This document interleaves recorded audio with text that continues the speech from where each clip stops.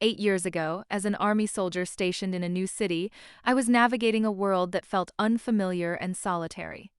It was during this time that I met Danielle. She worked as a front desk admin at a local clinic, and our first interaction was far from romantic. I was just another patient, and she was bound by the office policy that forbade dating clients. But that barrier only heightened my interest, and soon, with the help of a mutual acquaintance named Shannon, I learned that Danielle was curious about me too. Danielle and I eventually started dating, and our relationship felt like a revelation. She was kind, passionate, and knew exactly how to support me through my demanding job. From sending me thoughtful messages while I was deployed to engaging in thrilling activities like marathons and extreme sports, Danielle brought excitement and warmth into my life. Over time, we moved in together and adopted a dog, Sky. Life seemed perfect, but perfect never lasts. For the first couple of years, life with Danielle was more than I could have hoped for. She was not only my partner but my confidant, someone who could match my energy and ambition. We spent time together working out, training for marathons, and embracing the challenges of our busy lives. The bond we shared felt unbreakable. Moving in together only strengthened that belief.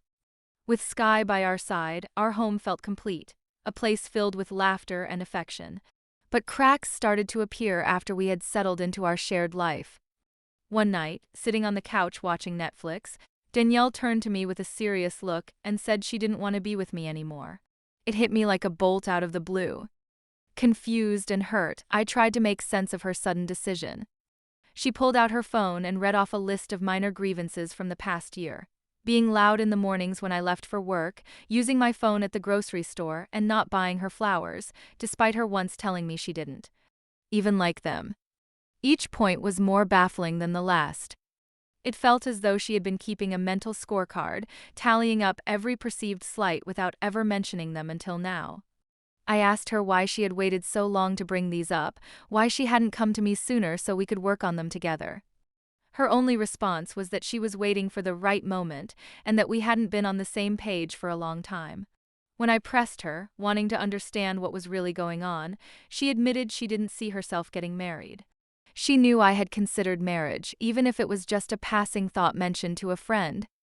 That realization, she said, scared her.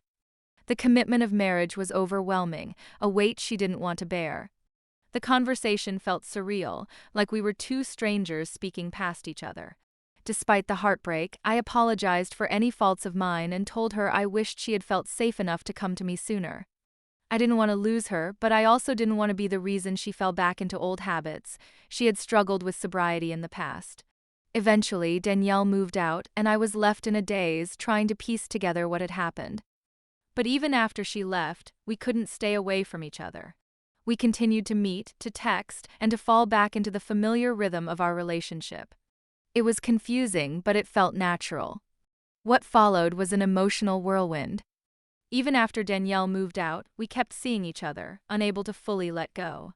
We texted daily, and she visited often, sometimes just to talk, other times to rekindle the physical connection that never seemed to wane. It was almost as if nothing had changed, as if she hadn't moved out at all. The lines between our breakup and relationship blurred, making it difficult to tell where we stood. When I was deployed for 3 months, the communication from Danielle slowed. There were fewer texts, and a distance began to grow between us. My worry spiked when Shannon, my buddy's wife, relayed concerns that Danielle had fallen off the wagon and was drinking again. She even sent a blurry video showing Danielle taking shots at a bar surrounded by 3 men. I felt a wave of disbelief and confusion. This couldn't be true. With a heavy heart, I called Danielle. She answered, sounding perfectly fine, and when I asked her directly about drinking, she denied it. She told me she had gone out with friends from AA and that the shots were just water. I wanted to believe her, but her defensiveness and the video footage gnawed at me. We argued, with her accusing me of not trusting her and me feeling gaslit and frustrated.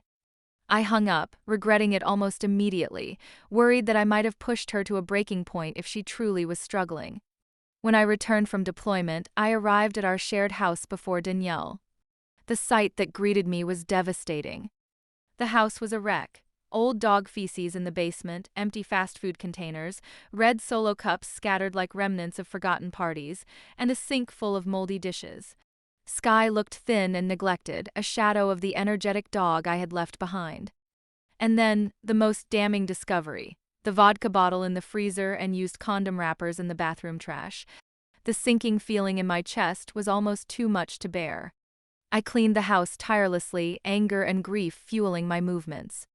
When Danielle finally came home at 2 a.m., dressed in her uniform, she walked in to find me standing in the living room, the evidence laid out in plain sight. Her expression shifted from surprise to indifference as she looked at the condom wrappers and the vodka. She didn't deny the drinking, and when I pointed out the wrappers, she merely shrugged. That was the breaking point. I told her we were done and that there would be no reconciling this time. Her lifestyle had crossed too many lines, from neglecting Sky to lying and cheating. I couldn't support her choices or be her scapegoat any longer. I insisted that Sky was staying with me and told her to leave. As she packed, Danielle tried to justify herself, saying she had needs while I was away. The anger in me flared up one last time, and I coldly told her that there were other ways to handle those feelings that didn't involve betrayal. I made it clear that we were over and that this was final. Danielle's departure marked the end of an era filled with love, betrayal, and disbelief. As she packed her things, I stood firm, knowing there was no going back this time. The emotional toll of forgiving her, trying to rebuild, and then facing this level of deception was too much. When she walked out for the last time, I felt a mix of deep sorrow and relief. The house was quiet, almost oppressively so, but the silence brought a strange sense of peace.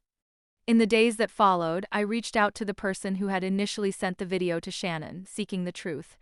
It confirmed everything I had feared.